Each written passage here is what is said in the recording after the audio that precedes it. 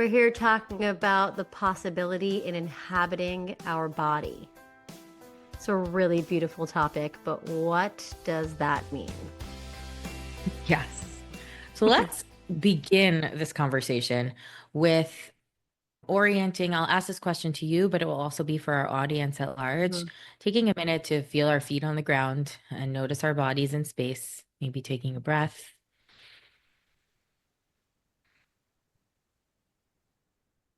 And just feeling into how much of you is in your body right now. What comes up for you, honey? Well, definitely much more than was before because there was zero consciousness of the connection of myself and my body. But as soon as you brought attention to it and I put my feet on the ground, I suddenly felt my body on the chair. I felt the sensation of my skin in relationship to the air around me, not things that I'm conscious of unless I really bring consciousness to it. So Yes.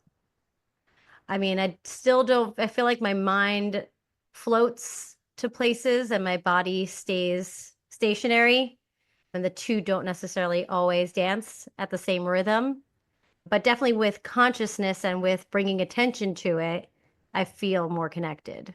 Yeah. So if you were to give it like a percentage, right? Like 10%, 70%, 50%, 90%, what would you say? I think before you asked me, it was probably 20%.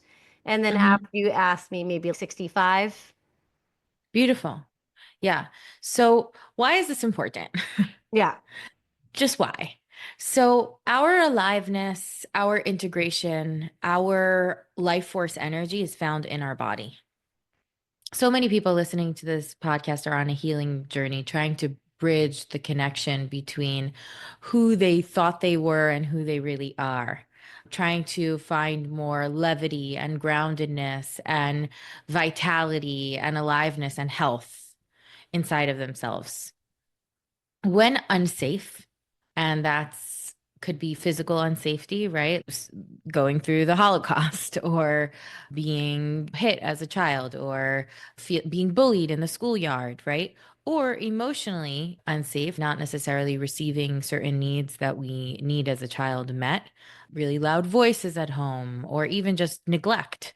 The first thing we do as humans is leave our bodies. The therapeutic term for this is disassociate, unassociate with our bodies. Studies show, the Talmud says, Kabbalah shows that integration is healing, organization is healing. When we bring back balance, when we bring things back into its natural order, coming into our bodies is the healing because it's bringing ourselves back into the natural order of the way that things are supposed to be. Human beings live in their bodies. They interpret things through their bodies. Another reason why this is important is because when people are disassociated, they do unsafe things. And I'm going to use really intense terms, but nobody who murders a person or molests a child is associated with their body. They're very likely floating somewhere outside of their body where their actions are not necessarily incongruent with the natural order, with the intuitive knowing of keeping ourselves and other people safe. So when we orient back to our bodies, each of us that do that, we actually ripple out the energy to the world of creating a more safe, more cohesive, more organized, more congruent world. Yeah, and I wonder how that is if somewhere along the line I was disassociated and then behaved in a way that was really not in alignment with the natural order, how does one reorient themselves and forgive themselves so that they can get back in touch with the association with their body? I feel like the safer thing would be to stay disassociated because then I never have to really feel my impact and never really have to take responsibility for the behavior that I have chosen. Yeah, and I'm wondering like how does one come back into themselves if there was trauma, if there was something that interrupted that natural flow?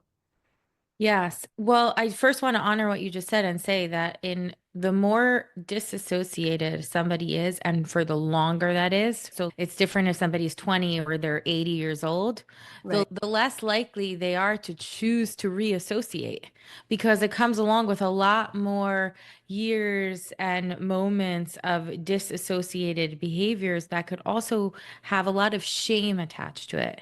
So Yeah. when we can unshame disembodiment, when we can really say it for what it is and say that we, in many ways, live in a disembodied society. Many, especially in Jewish history, but in the world at large, there's all kinds of people who listen to this podcast. It have experienced so many different things that took them out of their bodies that, like, unshaming that and recognizing that it's many people who have been outside of their bodies. But how do we reassociate? Slowly, Hmm. because associating quickly can bring up, like you so beautifully just said, all these other things that can be really overwhelming. I was working with a man who was abusive to his children. And he would, hit his children and get very angry and things like that. And I explained to him that he was resistant to. I love to speak to the defenses, and just called it out right away. And I said, "You're resistant to the treatment because you facing association with your body means facing association with your impact." And Yeah. some of us, to associate with our impact, we feel very powerful. We feel that's really healing. We feel that's really organizing. But for some people, to associate with their impact can feel really shameful, really scary, really overwhelming. So just being conscious of all of this and moving. One of my teachers, I don't remember who, so I can't name them, but calls it like moving at the pace of love, right? Mm. It's like moving at the pace that our nervous system allows. And I like to tell this to my clients. We can only go as fast as the slowest part of us feels safe to go. Beautiful. And those parts of us that are the most resistant are the ones that actually need the most gentleness and the most slowness. Because working to create a more beautiful world our hearts know is possible for ourselves, for our children, for others, takes a lot of tenacity and strength and humility. Yeah. Yeah. It's making me think of an experience that I had with my birth of my daughter Noah. Mm, So she was already crowning, and there was a cord prelapse, and her heart rate went down pretty fast. And so I had not had an epidural. And so they, in the interim of moving me from one room to the other, they had to do an emergency C-section. They put me out. And so my child was born. I was not present for that experience. I woke up, I don't even know how many hours later, to the news that I had a daughter and that she was in the NICU because she suffered some trauma. And so she needed to be monitored. And I was on the other side of the hospital with my body that was just cut open in like a very fast and aggressive way. And I was in the bed and I was like, well, I want to see my daughter. I gave birth hours ago. I didn't get to see my kid yet. And they're like, okay, well, you have to get up because she can't get out of the NICU because she's being monitored. You have to get out of bed. I don't know for any of those who have had a C-section and for those who have not, but the pain that you are in when your entire body was, all of your organs were taken out so they could take the baby out to reorganize everything back inside and sew you up. And then they want me to get up to walk across the hospital so I can see my baby. And in that moment, I couldn't tolerate myself mm, because there was an identity that I so deeply lived by, was that I could do everything and nothing's going to stand in my way and I'm going to get the thing done and I'm going to do the right thing, right? But I yeah. couldn't get up. I couldn't get up in that moment. Not even if you paid me $1 million, my body could not move. I needed something to numb out the pain in order to get across the hospital. But there was something in that I was so disassociated with of my body and the compassion for the trauma that I was just went through. And I just didn't connect with that part. And all I connected was, which was the part of me that was being hard on myself to get up and go see your kid. What do you mean you're not going to get out of bed and go see your kid?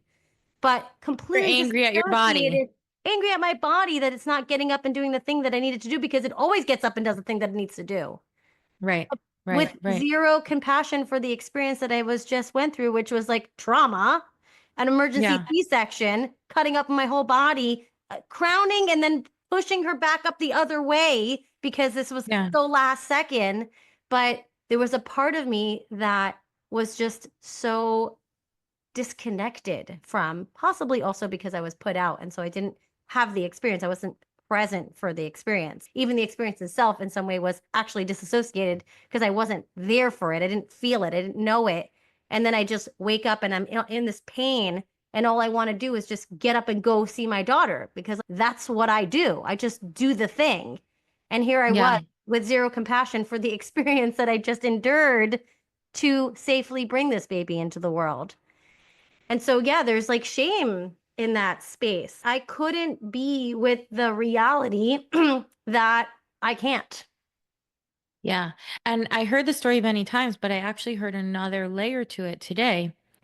In some ways, our culture and our society induce the shame, invoke the shame. Why? Because you were asked to do something that you couldn't do in a Mm, hospital.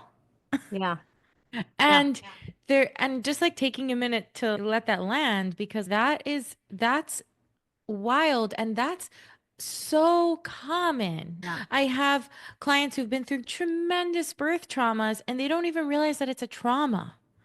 Miscarriages. I mean, we can go into the topic of women's bodies, we can go into the topic of men's bodies, we can go into the topic of sexuality. There's so little honoring reverence for pain, for the capacity of our bodies, for rest, even understanding of what the body might have endured and how that might have impacted somebody. Like there's so much there to unpack. I mean, we could probably have like 10 podcasts, I would say, right. on this topic. But what happens is that the shame comes from our society, from our culture, telling us that we need to be doing more. We didn't do something good enough. We should be superhuman. And then what happens? There's this misplaced shame and anger at self that doesn't even necessarily need to be there. Yeah, absolutely. Yeah. Absolutely. It's Viktor Frankl says that I am paraphrasing probably terribly because I don't remember the exact line, but like an extreme reaction to an extreme circumstance is normal.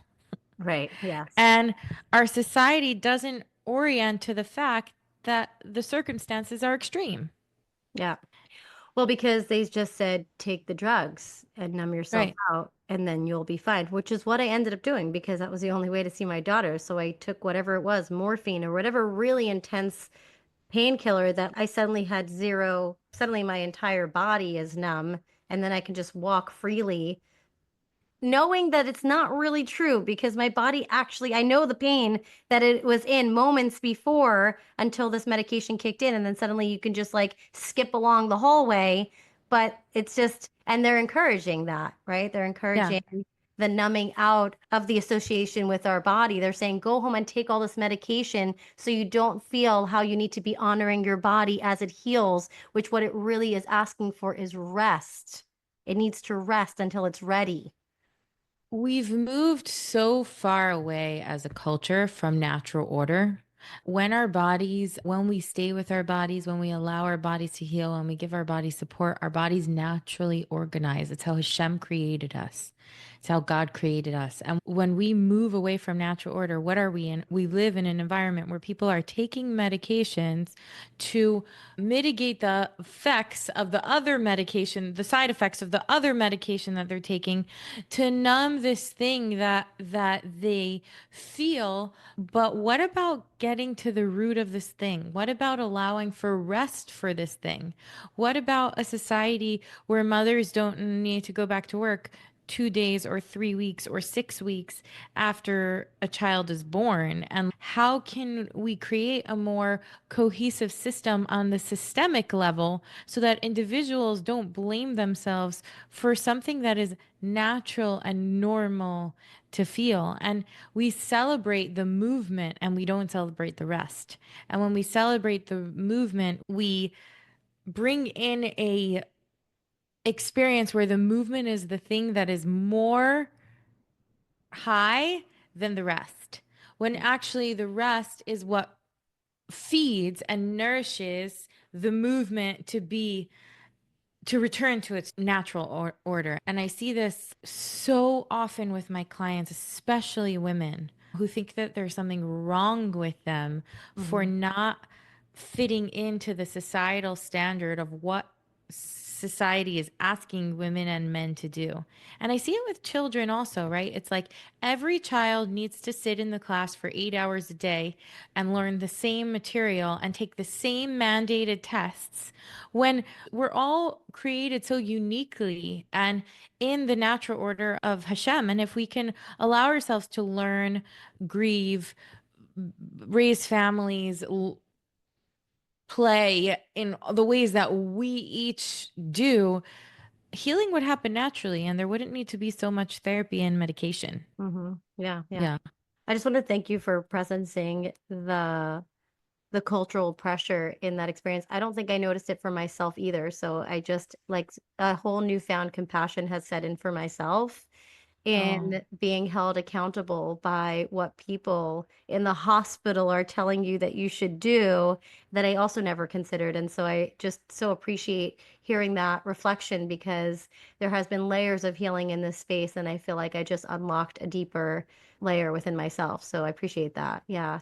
The nuances and the layers of the way that we are impacted by what culture holds of us is so radical. It's just so radical. And there's yeah. been so many things that I've healed in this space. And like, even in this conversation, I'm like, oh my God, another layer here. This is crazy. Yeah. Wow. Just And wow. yeah, yeah, and I'm so glad that that dropped in for you. I heard the story so many times, and this time I heard that detail maybe in the way that you said it so Yeah. clearly. I was like, oh, wow. Yeah. And another facet of this topic, which I think, I mean, again, could use a whole bunch of podcasts, and we're only going to touch on it today. But I have people come to me in the Orthodox Jewish community, and they sometimes in Hasidic communities where people get married really young, and they say we're having problems with intimacy, and they think that there's something wrong with them, and they've never received a sex education until they're 19 years old, or Right. they don't even know how the anatomy of their body works. They're not oriented to any of the sensations that they might feel. And that's not only in Hasidic communities, but in most Orthodox Jewish communities as well, and religious environments as well. And that's something that for some people, can work, they can get by, they can fill the gap, they can learn together. But for some people, it can create really a ton of unnecessary shame where people believe that there's something wrong with them when nobody's ever taught them what there is to know. And I don't know that we will, or we have so much to talk about to like riff about this, but I just wanted to presence that here in case it gives anybody comfort. Yeah. Yeah. Yeah. Absolutely. Yeah. Wow. I think about myself in relationship to disassociation with my body and I notice that there's a part of myself that doesn't want to be disappointed. I don't want Mm, to be disappointed. And so when circumstances arise in my life where that that's what's on the table, I quickly disassociate from it so that I don't have to experience that disappointment and I don't have to experience the grief or sadness of it. And I could just somehow end up like bypassing it because if I'm disassociated from it, then it's not really happening. Then it's not really yeah. the experience. Like it could pretend that it's not real or it's not in my experience because if I can't touch it, then it was it really ever here? Yeah, and I noticed as I follow that into the way it seeps and spills outward into my life, I see in so many different ways that this experience has happened. And I'll share one story just to bring the point across. But there was a time in my life when, in the beginning of my relationship with my husband, where I was trying to have like much deeper than the surface type conversations, tripping out about topics and things, kind of like what we do here. Yeah. And I was noticing that they were kind of falling flat. Like I wasn't being received in the way that I hoped for. I wasn't being engaged into the depths of what I was hoping to like, you know, the juiciness that I was hoping to bring up. And so, to protect myself from the feeling of disappointment in the relationship, I just wrote it off. I was like, oh, okay. So, this is the thing that I won't receive here. That's okay. No one person can fill all needs. I understand that really deeply. I will find a way to fill this part of myself outside with my friends or other people. And that's the way that I will protect myself from this disappointment by not having the expectation here in this space. And I will focus all of my energy on other things that are wonderful, all the other ways that he's amazing and that I love him. And I'm so grateful for him in my life. And it was like that for years. For years, I just protected myself from being disappointed by never bringing that up in this space.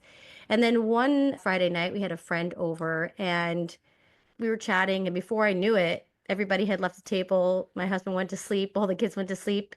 And it was 3 o'clock in the morning, and we were still riffing about all kinds of concepts and ideas and theories. And then that person went home, and I went to bed. And in the morning, my husband asked me, oh, what time did so and so leave? And I was like, oh, 3 o'clock in the morning. And he had this remark. He was like, how come we don't have that? How come we don't have that kind of experience together? And I noticed that as soon as he asked the question, I became very defended.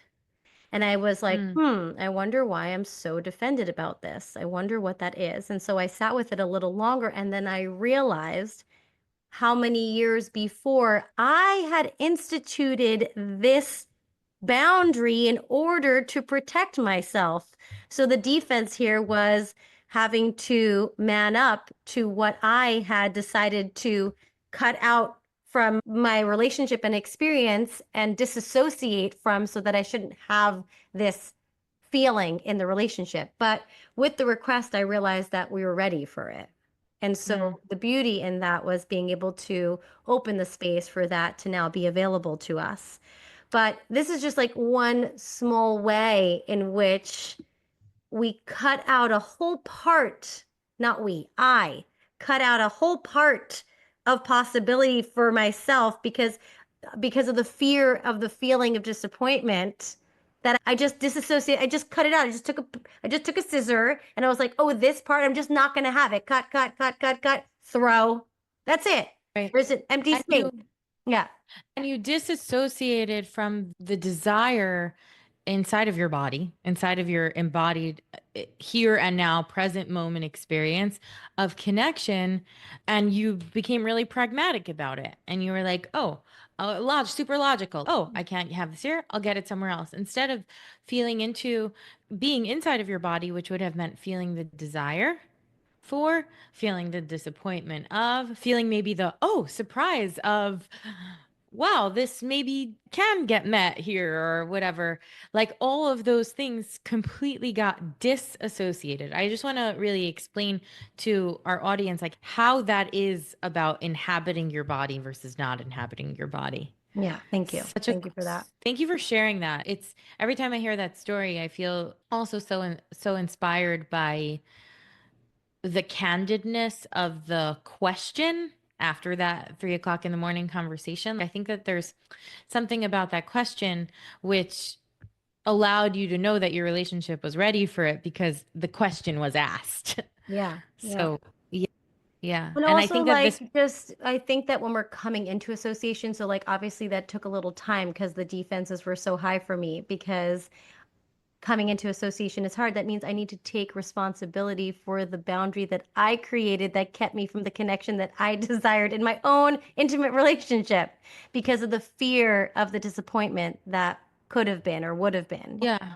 So just And and grieving the time that wasn't, Right. and feeling the disappointment for the time that wasn't, maybe because of the boundary you created, and maybe because you created the boundary for a reason and it wasn't possible at that. There's so many different probably ways to look at this, and so many feelings to be felt in an embodied experience of this. Yeah, I think I just want to tell people that as we're going to come into really allowing ourselves to inhabit our bodies, we might be confronted by parts of ourselves that we're not so proud of, or decisions that we've made that we're recognizing the loss in them. And so we should just be gentle with ourselves because the question is being prompted to us at the time when we're ready for it.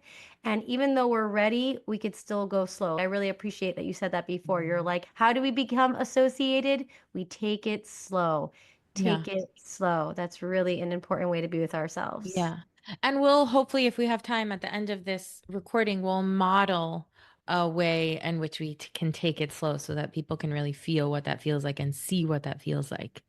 And I want to move this conversation to these words, which is the body keeps the score.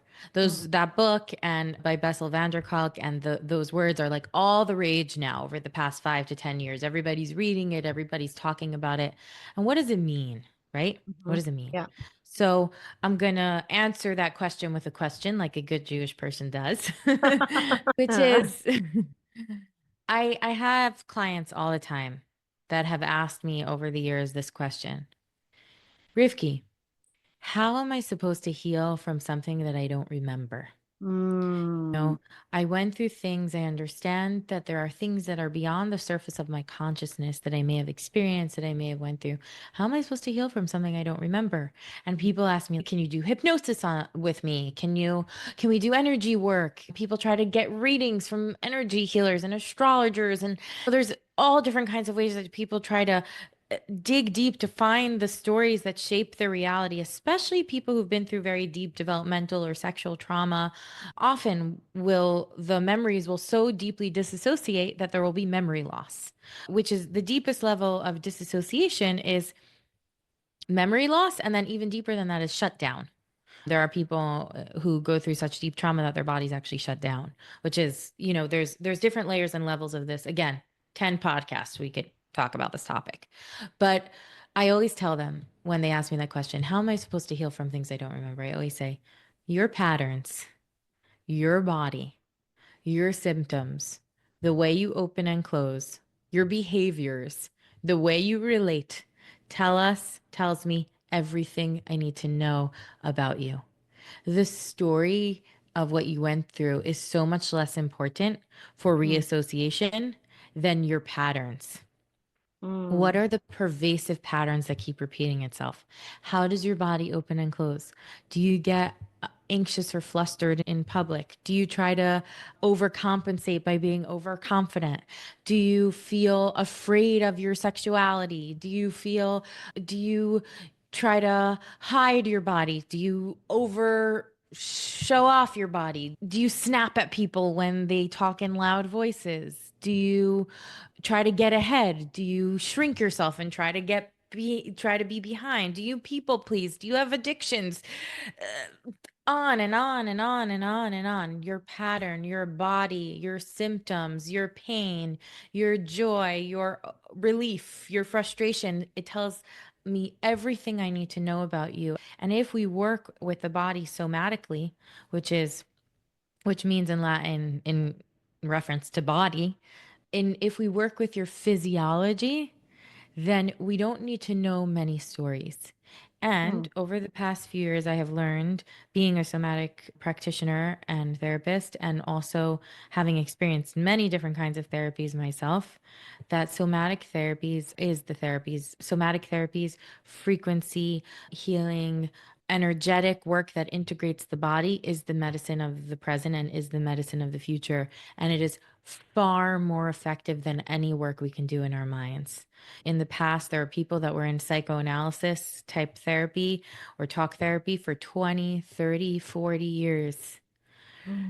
Somatic therapies are much more effective because when we can pass the mind, our minds are so smart and so dumb. and so fickle and so stubborn and so rude and say all kinds of things that are true and not true that we trust implicitly. Yeah. And when we can move beyond that space into our physiology, into our body, which always tells the truth, into the subtleties, into the more nuanced spaces inside, we really begin to reorganize and heal. And again, remember, trauma happens when there's a fracture to our nervous system, to our body, to our soul, when something gets disorganized. So when we can the way we bring things back into coherence, to organization, to wholeness, to healing, is through bringing the body along with it. Hmm. And in Kabbalah, it says that the body is a vessel for the soul. And Kabbalah loves to speak about the light and the vessels, right? And it says that if there is no vessel, then we can gather and create and bring it down so much light. But if there's no vessel to hold it, then it says that light is chaos.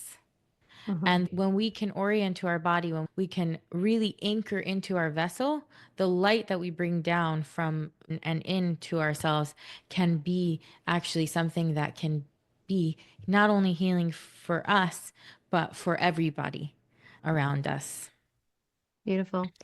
I think Yeah. that there's this illusion that if I'm just going to know the information of where it comes from, then I'll have some leverage over it. And if I have leverage over it, then I'll be able to fix it. And it's like this, it's a desire that comes from a place of wanting to control something that probably was out of our control to begin with, which is why it is Yes. trauma. That's a good point. Yeah, Yeah. and I think that it's so relieving to know, and for our audience to know, that the fixation on getting to the bottom of where it came from is not nearly as important as allowing yourself to be in the experience that you're having and knowing that that information is the guiding light. That information is taking you deeper into your own somatic experience and allowing you to release whatever it is. And I think that there are times where it's what was in our lifetime, but some of us are carrying things from lifetimes that came before us that we'll never have access to, even if we spend our whole lives trying to touch it. And so it's very likely that the thing that we're carrying that we don't remember or we don't have access to is also because it's not necessarily ours, but yet it's somewhere being held inside of us. And so if I Yes. could just allow myself to be with the thing, the tightness in the body, wherever that is, and focus on allowing that to relax and release and let it shake or let it come through, then I don't need to know the story and I could be in a more regulated, calm, grounded life experience. Yeah. Totally. And coming back to the present moment is really I want to share a few tips. So, how do we start re-inhabiting our bodies? How do we start incorporating our bodies into our inner experience? And for those, some people listening to this might be therapists and practitioners or even somatic therapists that know a lot about this information. And some people might listening to this might be hearing this for the first time. And I think for everybody, what I like to tell, being someone who knows a lot of this information, it's not about knowing.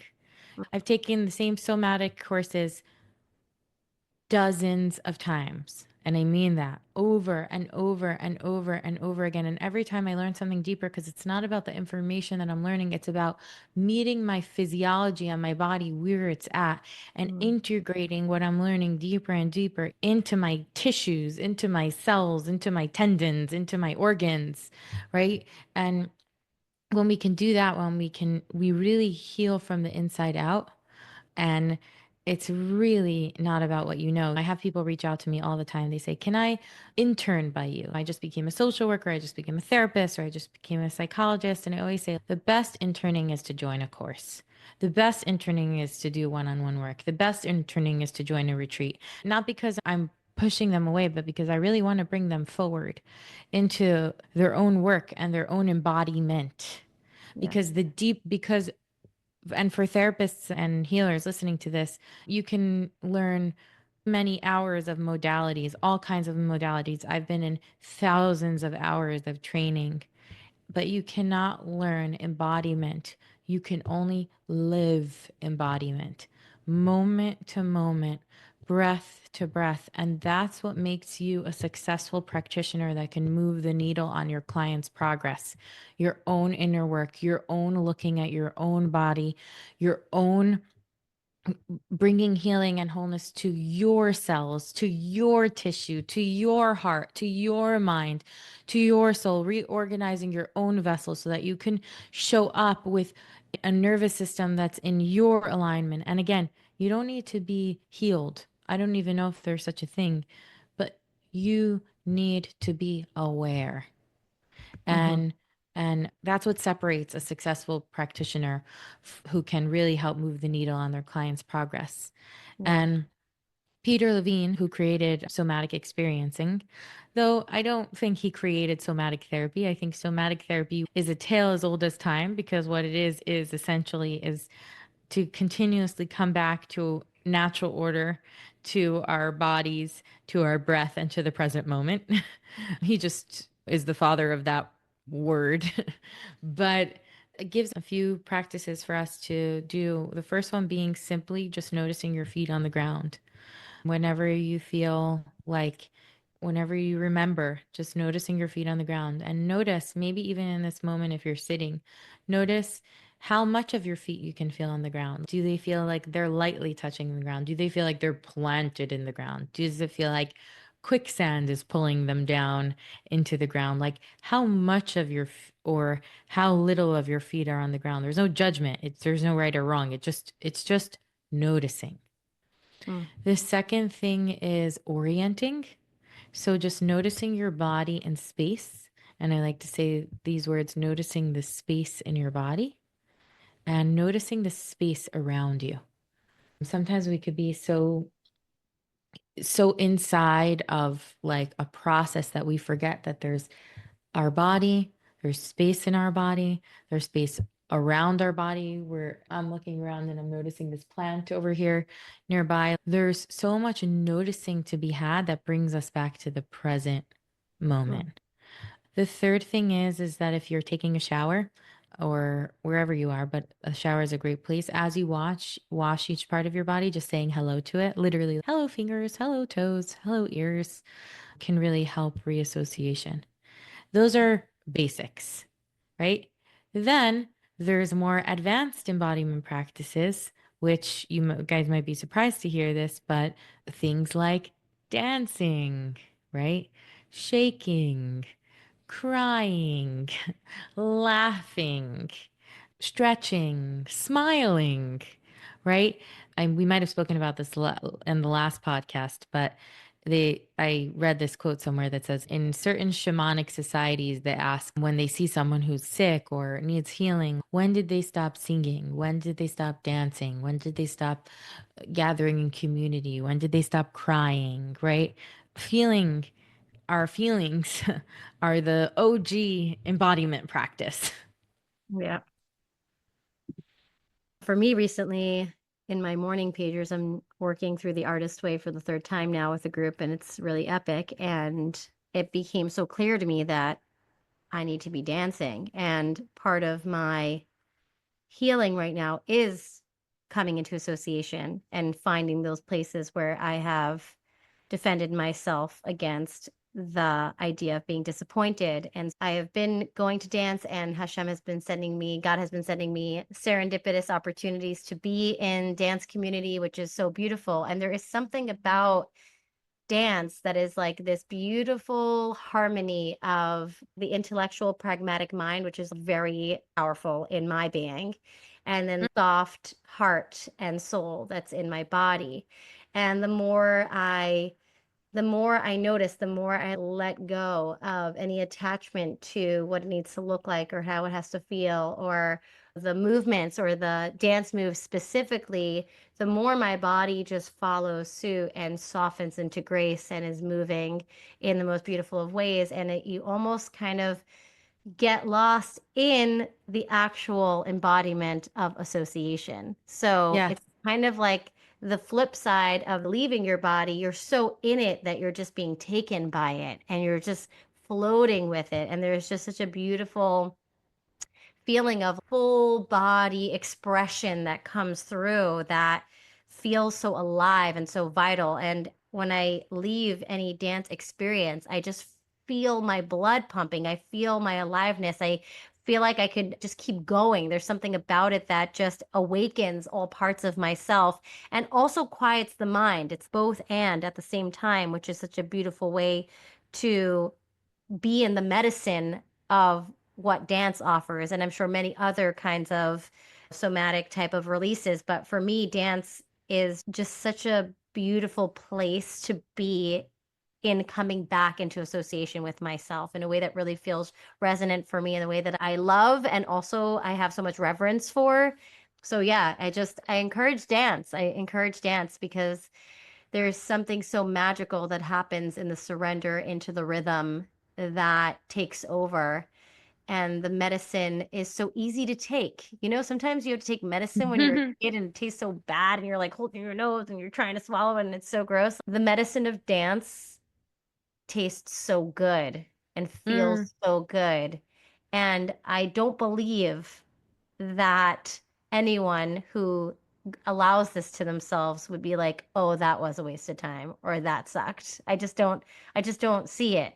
I think that anybody that leans into the movement to the rhythm is going to feel the medicine that it offers, and it's going to bring an association in so many more ways than we could have even imagined. So keep Yeah. listening. Yes, and we spoke before about certain barriers to entry in some way. Just telling people as you reassociate, you might feel grief and it might feel tender and it might feel shame or things like that. But I just want to say embodiment feels so freaking good. Yeah. It really feels so after it also brings along grief and other feelings. And because in order to feel all the flavors of life, we got to feel all the flavors of life. But in general, being in your body feels the most alive, feels the most aligned. You feel the most connected to Hashem, God, your intuition, the most creative, the most successful, the most curious, the most wholesome. Just reminding everyone that's where the healing's at, and that feels good.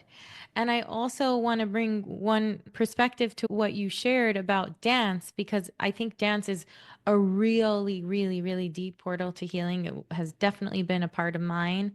And it's also for some people who have been so disembodied or afraid, especially females who are afraid of their own femininity, or male people who are afraid of their own femininity, etc. It can be also like an uncomfortable, awkward, cringe in your head experience, and let that phase come and let that phase go. You can work at it until it works for you, and it will work for you if you allow for that initial phase of discomfort to be there. I remember before I got to my first dance class, it took me a few years to muster up that courage to go and dance and move my body in new ways. I was very comfortable with yoga and lifting weights and doing things that felt more comfortable for me. But whatever that might be to getting your body and whatever those barriers to entry might be, like allow for the initial awkward and cringe to open you up to the possibilities in the universe. Right. Or you Um, can subject yourself to awkward and cringe by just going to a Gaga class, which they have you do movements like lay on the floor and pretend you're a noodle that's bubbling over the pot. And you're doing all kinds of weird stuff. So almost like the weirder, the better. And there's no specific formation that you need to hold in order to be considered dancing. And so it's a very freeing, very informal, very self-exploratory and self-expression type of class. So there's so many options out there. Wait, that's not the class you went to last week, No, right? last week I went to West African class, which was Oh. incredible. Very advanced, though. I was not expecting that because it said intermediate. I was like, that's not intermediate, but so beautiful. No, but Gaga is like not an art form that you're going to develop. It's just permission to move your body in all the ways that it's just curious. Definitely, other dance forms are more about developing a beautiful skill and a beautiful art form. Yeah. But either or, all of it is movement, all of it is beautiful, all of it is alive. It's making me also think of the present moment. I went on Rav Daniel Katz's meditation retreat, and he shared this wisdom that I was so taken by. He was having us go really deep into the name of God, the one that is spelled Yud and Hey and Vav and Hey. And that particular name of God represents the past, the present, and the future all in one moment. And he Mm, said that the moment that we experience something that where past, present, and future is all encompassed in that moment is in the moment of orgasm, where there's no escaping the sensation and the release and the relief that is all happening at the same time. And you can't leave it. You're here with it. And so past, present, and future is all in this exact moment. It's so powerful. And also, I guess a similar experience would be like when you sneeze and automatically your eyes close. There's no way to sneeze without closing your eyes. And so there's this past, present, and future where it's in this moment, there's nothing else that could be except for this sensation and experience that's happening. And there's something that is, I feel like that is the most embodied and the most in touch with moment and experience that we have. And it happens and it passes, but if we allow ourselves to be with it and to notice the power that it holds of the past, present, and future of this name of God that is one of the holiest, that it's mm. like that it's holding in this powerful energy of the now that is beyond and that also was, is just really powerful. Wow, it's like the embodiment of the embodied experience of it sounds like he was saying it's like the embodied experience of the name of God. Yeah. We're coming to the end of our time together, so I want to move into maybe feeling into a little bit of what this slowing down and being present with our body could look like. Cool. And before I do, I want to talk about rituals Mm. because ritual can return us to our body. Ritual with embodiment. Now, in Judaism, there are many rituals. There are many postures as well, right? Like bowing when you pray. I don't know how to say this in English, but a lulav and an esrog and smelling it and shaking it for whoever's listening to that isn't Jewish. Google it because I don't even know how to say it in English. There's so many lighting the Shabbat candles, having a beautiful dinner, being off of technology over Shabbat, having so Immersion. many, yeah, Immersion in the immersion, mikvah. immersion in the mikvah, having immersion in general in our practices, in our rituals. And I think having so many different sensations incorporated into the experiences is meant to come heighten and activate our embodied experience of godliness and of spirituality. Now, in so many ways, for some people, the mind has taken over so deeply that halachas are the most important thing. It's how we do it, and it gets super technical. And the ritual, the aspect of ritual that is embodiment, that is pleasure, that is spiritual, that is godly, can be taken away. But when we can combine both of those things, the masculine aspect of the container and the structure, and Mm. the feminine aspect of the beautiful embodied ritual experience, we can really bring embodiment practice to Judaism. So next time you light the candles or make a blessing on the wine or cut the bread and say a blessing on it and hand it out to your family and dip it into the salt. There's so many ways that we do things. There is even a law around tying one shoe before the other and washing your hands in the morning and washing your hands after the bathroom and saying a blessing. Every single one of these opportunities is a chance to connect with your Mm. body and your soul and bring them into connection with one another. And so utilize the built-in opportunities that already exist. And I'm sharing this with myself as well. Yeah, beautiful, beautiful. We don't even think so much because some things are so by rote that we lose contact with the natural order. And it's if we just go back to the things that we're doing every day without mind and bring that consciousness into it, we could be so much more connected to our body and so much more connected to our spirit in that way. So, so beautiful. It's beautiful to have practice. So beautiful to have practice. And we're lucky for those of us that have practice that's already embedded in their religion or in their lifestyle, amazing. And if not, you have the opportunity to create ritual because Yeah. that's what ritual is. It's the way that you want to experience something, it's the way that you want it to matter to you. And so create the ritual that feels right for you so that you can have an Yes. experience that's more embodied. And I feel so lucky as a Jewish person to have these built-in practices already here for me.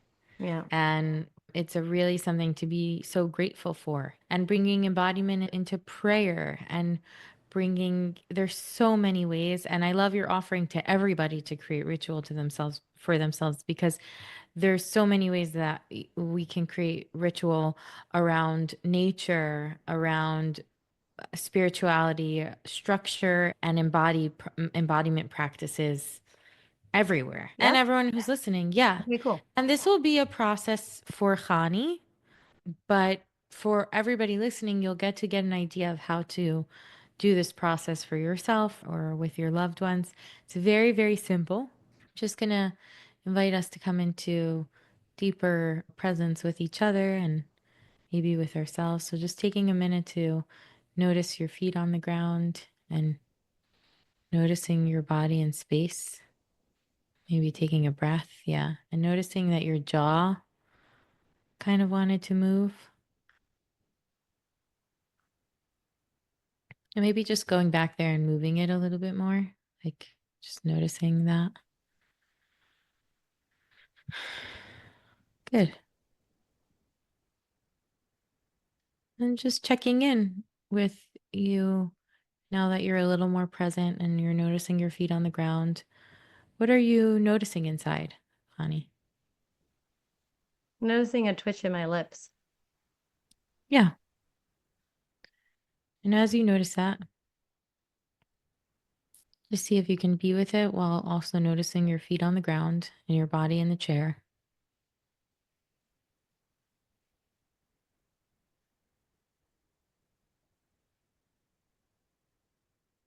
And I notice your eyes are closed. Does that feel helpful for you to tune in inside? Yeah. Yeah.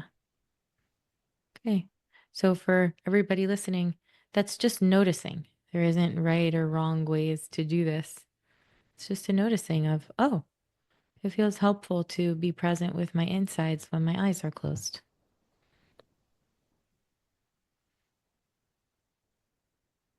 What else are you noticing, honey? I'm noticing that my eyes are closed, but I feel the brightness of the light or the rays of sun that's coming into my home, like all around me. How does that feel? Feels comforting. Yeah.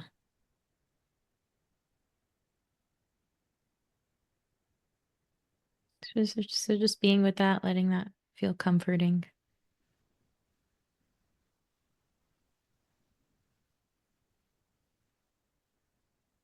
I'm just curious, do you notice as I point this out, do you notice your heart or the quality of the way that it Feels really calm.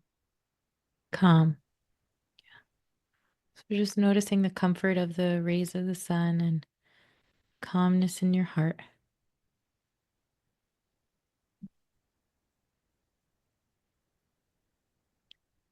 What about your belly? Do you notice your belly? Yeah, it's kind of just Yeah. splayed out. Yeah. So, so noticing your belly, your heart, the rays of the sun. How does your head feel? Does it feel supported? Do you need to lean back a little more, or does it feel good where you're at? Feels like my headphones are like holding it together. Yeah. Feels like I'm very supported by the two cushions on both of the sides of my face. So notice that. And how's the quality of your breath?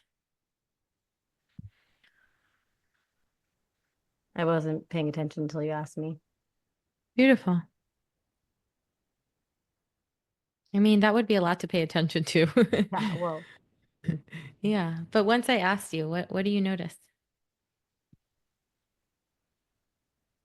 I feel like it's trusting the rhythm that it's going with.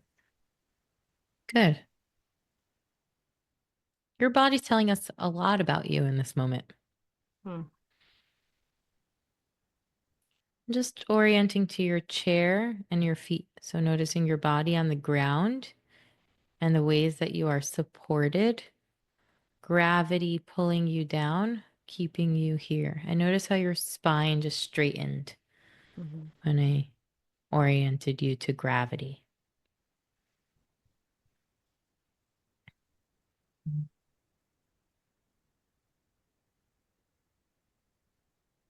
happening now.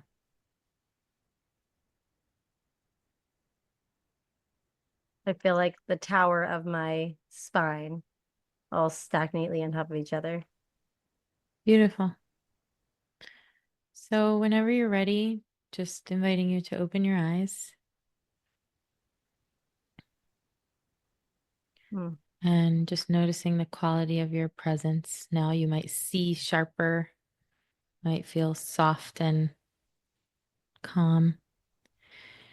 I think that sometimes we think that coming back to our body has to be, as we spoke about at the beginning of our podcast, it can be sometimes maybe alarming or have aspects of it that can feel overwhelming. But if we really slow it down and just build the resources and notice what feels good and just notice in general, healing in natural order and alignment happens naturally and automatically.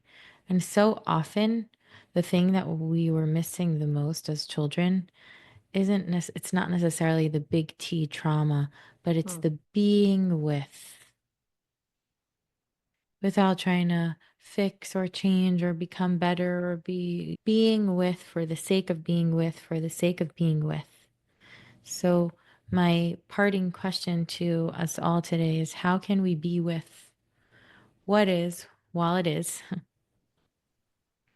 so that we don't miss the magic of living our lives inside of our bodies? And I remember when I learned about somatic work and embodiment work, I realized, wow, there's a vast outer world out there that I can learn about for years and years and years and lifetimes. And still, there's so much more to learn, and that thrills me. And there's a just as largely Hmm.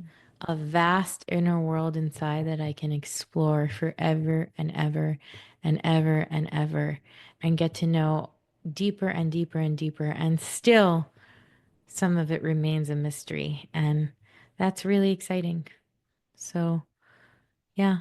For that. Thanks everyone for Beautiful. listening, being here. Till next time. Till next time. Bye. Bye. We are so humbled and delighted to have you with us. Our podcast is Real Life in Real Time, where we embark on curious conversations that expand our awareness and capacity for all that is possible. The Possibility of the Universe podcast is only possible because of you, our audience. Thank you so much for being here with us. Thanks so much for being here, and thanks so much for listening. I'm Connie. First and foremost, I am a believer. I am a wife. I am a mother of 6 beautiful children. I am the co-owner of Mimulo, luxury florist and event production company. I am a life coach working with both individuals and couples to empower them to step into their own possibilities in this universe. Hi, I'm Rivky, and I love life. I love heart-centered living. I love to be curious, and I love to connect with all things. I started off as a social worker and developmental therapist, and now I work as a somatic and subconscious practitioner using modalities such as somatic healing, breathwork, body work, hypnotherapy, and some really magical and incredible quantum healing technologies. I work with individuals, couples, run retreats and courses using these modalities to help people find the most freedom, presence, aliveness, and embodiment inside of their lives.